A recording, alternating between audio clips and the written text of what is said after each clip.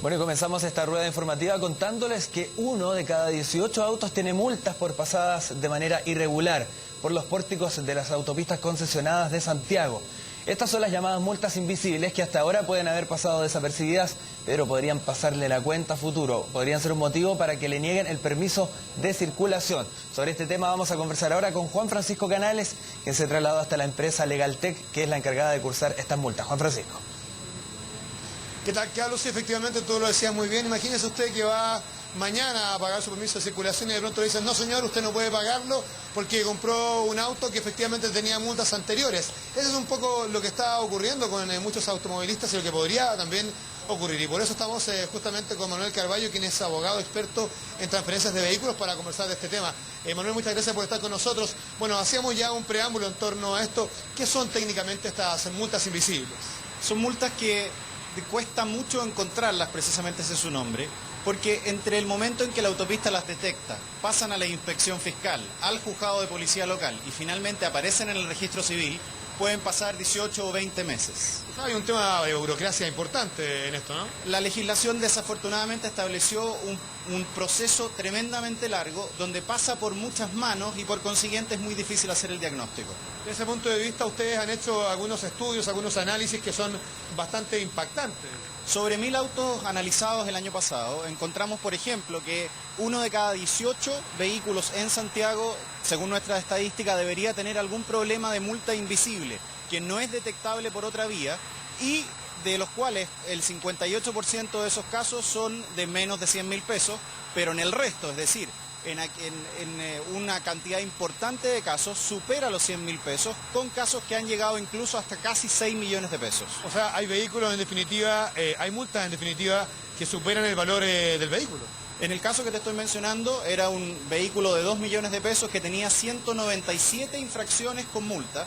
Por consiguiente, su valor comercial en realidad quedaba debiendo 3 veces. Manuel, aquí hay un papel importante también de parte de las automotoras, en el caso de que uno pueda comprar un vehículo a través de ese sistema.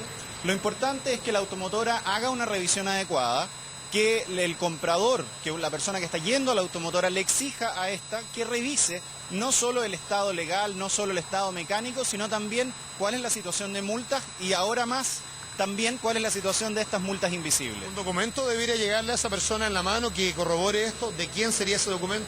Ese documento lo podemos generar nosotros, esa es precisamente una de las ideas de los servicios que ofrecemos.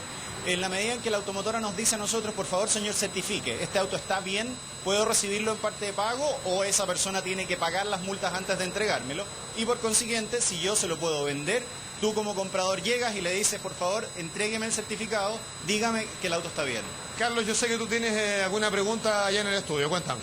Sí, Juan Francisco, puntualmente por ese último punto que señala él sobre la venta del auto o la compra en realidad de una persona que tenga la seguridad de que ese auto está en condiciones de poder comprarlo sin deuda, digamos. Y puntualmente por este concepto que me mencionaba tu entrevistado al comienzo, que decía que es muy largo el proceso para que se logre concretar en una multa, esta multa invisible. ¿Cómo se puede manejar? ¿Cuáles son los tiempos que debería manejar un comprador de un vehículo? Lo que me consultan es muy interesante, dice relación con cuáles son los tiempos que se deberán manejar para que un comprador de vehículos en definitiva tuviera la seguridad de que no está comprando algo que pudiera eventualmente tener esta deuda, a razón justamente de lo que tú planteabas en torno a esta burocracia que se genera, que es bastante larga, estábamos hablando casi de 18 meses por lo que te escuché. Desafortunadamente el tiempo de tramitación total entre que la infracción ocurre hasta que esa infracción pasa al registro de multas que está manejado por el registro civil pueden ser 18 meses, y peor aún, si ese mes ocurrió en enero, no va a afectar, no va a ser visible hasta la siguiente renovación del permiso de circulación. O sea, perfectamente pueden pasar 2 años. Manuel, aquí se genera un contrasentido, porque por un lado, producto de la crisis económica, evidentemente la gente está comprando vehículos usados más que vehículos nuevos. Entonces, ¿qué pasa con ellos? ¿Cómo se pueden defender? Específicamente en el ámbito de lo particular también, porque ese es otro tema. Un tema son las automotoras y otro tema es yo particular le compro a otro particular. Bueno, la idea es que el auto usado en este minuto es un poco la solución ante la crisis. Y el mensaje es, no le tengan miedo a comprar el auto usado en la medida en que haya adecuada información. Las automotoras tienen los medios y pueden consultar, nos pueden consultar a nosotros, y en esa adecuada información se evita que la persona compre un problema y no compre el vehículo que quiere disfrutar. Buen dato el que acabas de dar. Muchas gracias, Manuel, por este contacto también con nosotros.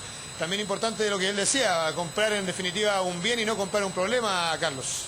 Sí, buena información, Juan Francisco. Gracias por este contacto. Seguimos entonces con otros temas importantes en el día.